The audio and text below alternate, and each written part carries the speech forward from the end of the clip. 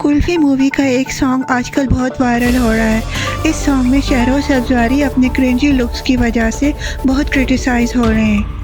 ये सॉन्ग एक भोंडी कोशिश है बॉलीवुड को कॉपी करने की। सोशल मीडिया यूज़र्स शहरों सब्ज़वारी और सईदा इम्तियाज़ की बोल्ड ड्रेसिंग और बेहुदा स्टाइल पर सख्त गुस्से का इजहार कर रहे हैं। एक यूज़र ने लिखा, what the hell is going on in Pakistan, कोई एक्शन लेने वाला नहीं है नंगों के खिलाफ। दूसरे ने लिखा, ये इतने अजीब क्यों लग रहे हैं। अनदर यूज़र कमेंटेड, SR के ऐश्वर्या राय ऑर्डर फ्रॉम दराज। अब सवाल ये है, क्या वाकई हमारी फिल्म इंडस्ट्री को हॉलीवुड की कॉपी से बाहर आना चाहिए?